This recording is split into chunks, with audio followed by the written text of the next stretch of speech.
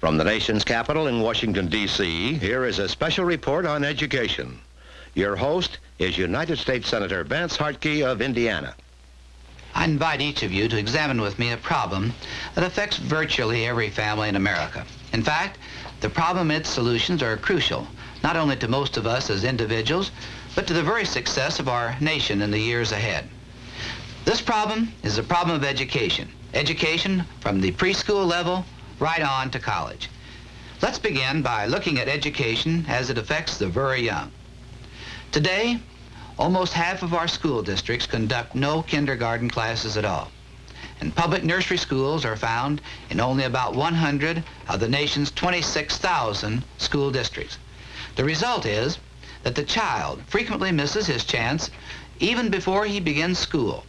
Tests show that the child from the urban and the rural slums is usually a year behind in his academic attainment by the time he reaches the 3rd grade. Now, up to the 3 years behind if he goes ahead and reaches the 8th grade. So you see then that we have a real gap. But then the handicap is growing too great for most of them for them to correct it. In the next levels, in elementary and secondary education, we now have 48 million students in our grade and high schools. These are the levels that take 71% of our expenditures for education. But this burden on the nation's schools is not evenly distributed. Low-income families are heavily concentrated in particular urban neighborhoods or in the rural areas. Faced with large educational needs, many of these school districts have inadequate financial resources. Now, if we cannot change this situation by offering a challenging curriculum and adequate facilities, one student out of every 3 now in the 5th grade will drop out before finishing high school. This, frankly, is a deplorable situation because unemployment of young people with an 8th grade education or less is 4 times the national average. Now, as Americans, you and I must pay the cost, either by providing a decent education for our young people or in some other way. For example, we now spend about $450 a year per child in our public schools, but we spend $1,800 a year to keep a delinquent in a detention home. We spend $2,500 a year for a family on relief, and we spend $3,500 a year for a criminal in the state prison. And of course, the problem of needs extends even greater and even more into higher education. Now, not too many years ago, a college education was obtained by a very fortunate few.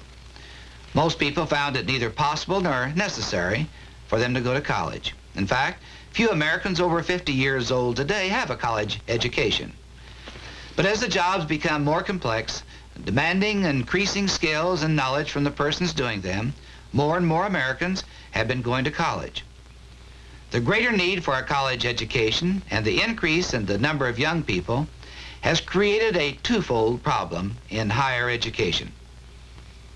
Coupled with the difficulty of educating an increased number of college students is the problem of improving the quality of the college education in keeping with today's and tomorrow's exacting needs. And just think about how these needs are growing. It took from the time our nation was founded until 1930 before 1 million students had been enrolled in college. Then, from 1930, by 1946, the 2nd million had been enrolled. We reached the 3rd million by 1956, and the 4th million by 1962. And then it took only until 1964 to add the 5th million. And enrollment is expected to increase 1 million now every 2 years for the next 10 years. As the student enrollments continue to soar, we're going to need not only more classrooms, laboratories, and other buildings, but a greatly increased teaching and professional staff to man these facilities. But buildings and classrooms and teachers, they're of no value if the student who wants to go to college is denied this opportunity. Last fall, some 100,000 students who were qualified stayed away from college simply because they did not have the money to go. As a country, we cannot afford to waste the potential power of our talented high school students who graduate but who have no opportunity to go on to college. Now, the studies have shown that there is a distinct relationship between a high school student going on to college and the income level of his parents. Of the top 10% of the graduating high school students, all but 3% of those come from families with incomes of more than $12,000, and they're the ones who go on to college. But in families of incomes less than $3,000, 10% do not go on, even though they were in the top 10% of their class. Well, the point is even more dramatically illustrated when you consider that the top 25% and the top 50% of the high school graduates. With increased numbers of those wanting a college education, the problems multiply. There are fewer scholarships, fewer loans, and fewer part-time jobs. And the education costs continue to grow, as are shown on this chart. The present annual cost for attending a public college or university for 1 year is $1,560. By 1970, it's estimated this will mushroom to $1,840 a year. The high cost, of course, always discourages worthy young men and women from families of limited means. In a survey of last year's high school graduates who did not go on to college, 42% said that finances played a role in their decision. As an example of what these young people face, let's listen in as a prospective student talks with an admission counselor at a large state university. David, how much do you think 1 year at college will cost? Well, I figured probably $900. About $900. Will that include all of the costs, living expenses? Yes, sir. Well, David, our estimation is that it'll cost about $1,400. How much money do you have, David?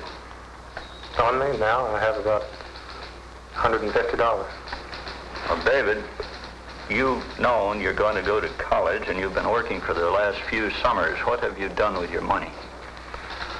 Well, to begin with, I didn't know I was wanting to go to college in the beginning because I wasn't sure that I could go to college. Now I think I have to, but as it was, my father was, when he was alive, he was a welder in a machine shop, and when he left, well, he didn't leave us anything.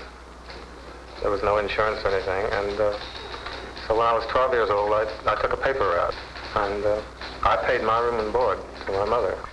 Normally, David, a student seeking financial aid applies for either a scholarship or a loan, or maybe both. In your case, since you are just barely in the upper half of your class, I wouldn't recommend applying for the scholarship. Well, I know that. I wasn't even thinking about a scholarship. I was thinking in terms of a loan from the university. Well, even here, David, I'm afraid that the news is a bit unhappy, for the loan funds are very restricted, and there's tremendous competition for them. Well, as far as paying it back goes, there's no problem there. I can pay it back. I know I can. We know that, David. Because if you want, I can refer you back to my high school teacher back in my hometown. I mean, there was an emergency fund in the high school. I had to borrow $50 from the emergency fund one time. I paid it back in the same year. That's not the point, David. The loan funds are extremely limited. We don't have half enough funds to go around for those who are qualified academically. The plight of this young man is a sad one, and unfortunately this happens too often. The desire, the talent are there, but the means are lacking. Now, we in Congress already have started action to meet these needs. In 1963 and in 1964, programs were initiated to help construct college classrooms, libraries, and laboratories, and to provide new graduate schools and community colleges. President Johnson also feels the education problem needs urgent attention. So in his budget message for fiscal year 1966, he has asked for authority and funds to solve some of these problems. On the preschool level, he wants to carry out projects under the Community Action Program of the Economic Opportunity Act. Moreover, action on a wide front will begin this summer through a special Head Start program for children who are scheduled to begin school next fall. And in a third area, he wants to help low-income schools, regional laboratories, and supplementary educational centers and services devoted to these vital preschool programs. The President's proposal also includes a 5-point plan to raise and improve education on the elementary and secondary levels. First, he recommends aid to those schools serving low-income families. Second, he recommends federal grants to states to assist in the purchase of books for school libraries and for student use to be made available to children in public and private non-profit elementary and secondary schools. Third, he recommends a program of federal grants for supplementary education centers and services within the community.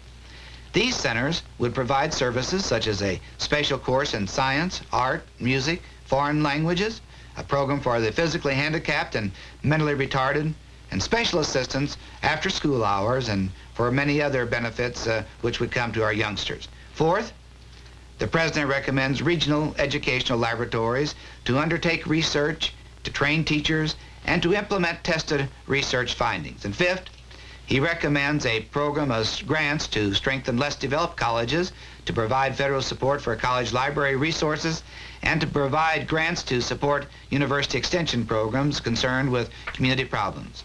Now, President Johnson also has specified recommendations to help the individual student in this year, in which his message on education has called for an expansion of the work-study program. He has also called for an extension of the National Defense Student Loan Program and the creation of a program to ensure reduced interest loans to permit students to borrow up to $1,500 annually to further their education. Also for undergraduate scholarships to qualified high school graduates from low-income families. At the same time, the President has emphasized, and I'm sure that you will agree, that all of this must be done in a way that does not allow for even the remotest possibility of federal control of educational programs. I'm glad to have with me as my guest in our discussion today Dr. J.A.L. McCaskill, who is the Assistant Executive Secretary for the National Education Association.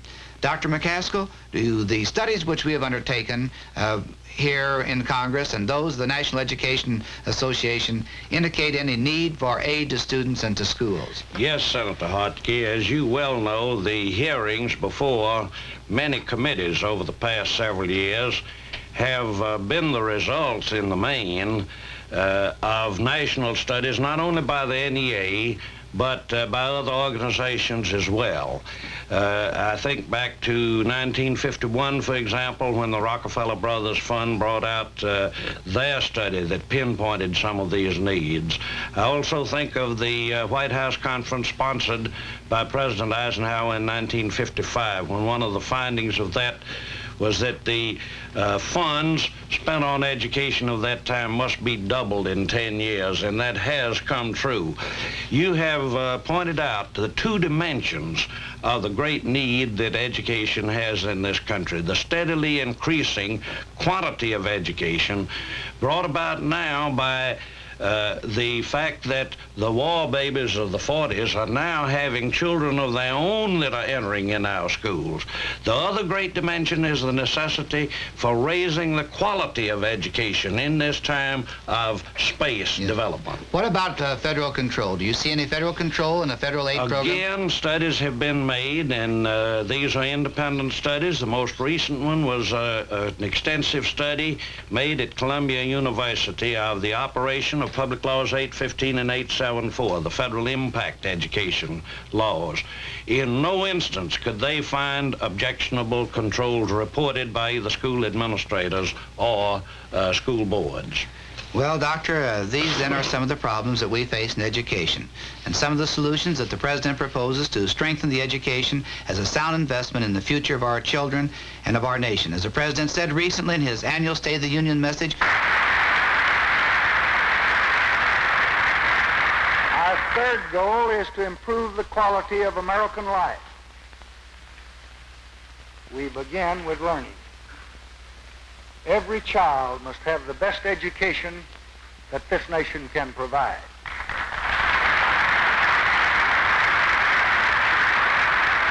Thomas Jefferson said that no nation can be both ignorant and free. Today, no nation can be both ignorant and great. This has been a special report on education brought to you by this station as a public service.